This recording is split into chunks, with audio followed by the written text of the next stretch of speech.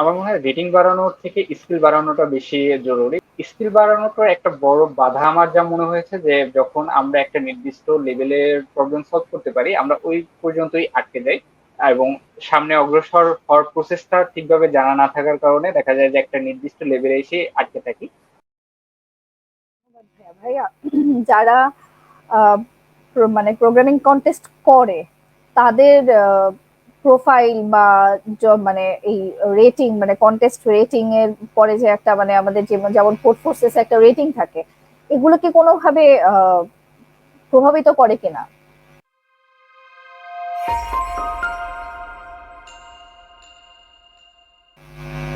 আমাদের করে, job but sector আমার মনে হয় এটা মেইন থিং না। Main thing. করে এই কারণে, কারণ যখন একটা রিজিউমিতে তোমার থাকবে যে তুমি ভিন্ন ভিন্ন অনলাইন জাজে অনেক প্রবলেম সলভ করছো এবং তোমার কন্টেস্ট সেটিং ভালো, সেক্ষেত্রে একটা গুড আইডিয়া পাওয়া যায় যে হ্যাঁ তোমার কম্পিউটার সায়েন্সে যে 4 বছরের কোর্স ছিল সেখানে তুমি খুব বড় একটা সময় প্রোগ্রামিং এর ইনভেস্ট করছো। এটা একটা পজিটিভ দিক অবশ্যই। বাট অ্যাগেন, তোমার ইন্টারভিউতে অফার পাবা কি পাবা না এটা সম্পূর্ণ ডিসাইড করবে তোমার ইন্টারভিউ পারফরমেন্সের উপর, এবং সেটা অ্যাগেন চলে যাবে প্রবলেম সলভিং স্কিলের উপর। সে এখনো হতেই পারে যে, এবং স্বাভাবিকভাবে দেখা যায় যে যাদের বিভিন্ন অনলাইন রেটিং জাজে বেশি রেটিং ভালো থাকে তাদের প্রবলেম সলভিং তাদের স্কিলটা ভালো প্রফেসর। থাকে, এবং যেটাই জি ভাইয়া। পরবর্তীতে। জি ভাইয়া। ভাইয়া, কোডফোর্সেস এ কন্টেস্ট রেটিং আপনার অনেক মানে অনেক বেশি ছিল তো। এই কন্টেস্ট রেটিং বাড়ানোর স্ট্র্যাটেজি যদি আমাদের সাথে একটু শেয়ার করতেন, আপনি কি কি টেকনিক অ্যাপ্লাই করেছিলেন এই রেটিং বাড়ানোর জন্য? আহ, আমার মনে হয় রেটিং বাড়ানোর থেকে স্কিল বাড়ানোটা বেশি জরুরি, কারণ যখন স্কিল বাড়বে তখন হলো কন্টেস্ট ভালো হতে থাকবে এবং রেটিংটা হুম। অটোমেটিক বেড়ে যাবে।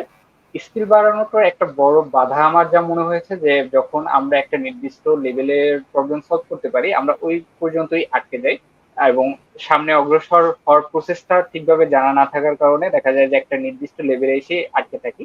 তো আমার সেক্ষেত্রে যেটা করা যায় যে কন্টেস্টের ক্ষেত্রে, যদি আমি বিশেষ করে বলি কোডফোর্সেস কন্টেস্টের ক্ষেত্রে, আমি একটা প্রবলেম নিয়মিত কন্টেস্টে এ নাম্বারের প্রবলেম সলভ করতে পারি, বি বি সি এগুলো করতে পারি না। সেক্ষেত্রে আমি যেটা করতাম যে যেহেতু আমি নিয়মিত এ সলভ করতে পারি তাহলে আমার লেভেলটাকে ফার্স্ট আইডেন্টিফাই করতে হবে যে হ্যাঁ আমি এই লেভেলে আসছি যে আমি শুধু এ নাম্বারের প্রবলেম গুলো সলভ করতে পারি। এখন নিজেকে পরের ধাপে নিয়ে যেতে হলে আমি কিন্তু সিডি ট্রাই করলে হবে না, আমাকে ট্রাই করতে হবে যে বি বি। নাম্বারের প্রবলেম গুলো কন্টেস্ট টাইমে না, আমি কন্টেস্ট টাইমের থেকে কন্টেস্টের বাহিরে বেশিরভাগ সময় যখন আমি প্রবলেম সলভ করব, মানে অফলাইনে যখন আমি কোড করব, আপসলভিং যেটাকে আমরা বলি, আপসলভিং কন্টেস্টের পর আপসলভিং বা অফলাইন যখন প্রবলেম সলভিং করব তখন হলো যে আমি যে লেভেলের প্রবলেম গুলো সলভ করতে পারি তার পরের লেভেলের প্রবলেম গুলোকে বেশি ফোকাস দিতে হবে, বেশি টাইম দিয়ে সলভ করার, বেশি বেশি করে সলভ করার ট্রাই করতে হবে। ইনিশিয়ালি মনে হয় যে ইমপ্রুভমেন্ট হয় না, যে আমি তো নিয়মিত বি সলভ করতেছি তাও আমি কন্টেস্টে বি পারতেছি না, বাট দেখা যায় যে একটা একটা লং টার্ম টাইমের পর 3 থেকে 4 মাসের পর দেখা যায় যে ওই যে ইমপ্রুভমেন্টটা চোখে পড়তে শুরু করে। এই একটা জিনিস যে যেভাবে আমি নিজেকে একটু একটু করে ভালো করার চেষ্টা করতাম। আর একটা জিনিস যেটা আমি যদি দেখতাম যে তারপরও আমার নতুন নতুন কোনো টপিক চলে আসছে যেগুলো আমি পারতেছি না, তার মানে হলো আমার যে অ্যালগোরিদম ডাটা স্ট্রাকচারের যে নলেজ গুলো সেগুলো এখনো লিমিটেড।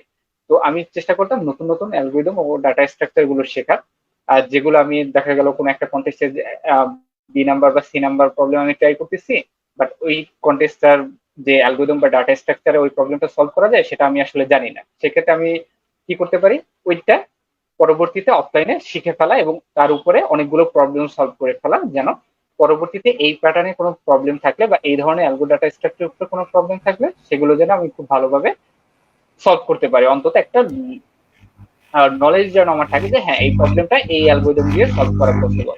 তো এভাবে করে আসলে আমি নিয়মিত প্রবলেম সলভিং এর রেঞ্জও বাড়াতে থাকি এবং সাথে সাথে আমার যে নলেজ অ্যালগোরিদম ডাটা স্ট্রাকচারের উপর সেগুলো আস্তে আস্তে পরিধি বৃদ্ধি করতে থাকি। এটাই আমার পার্সোনাল টেকনিক ছিল।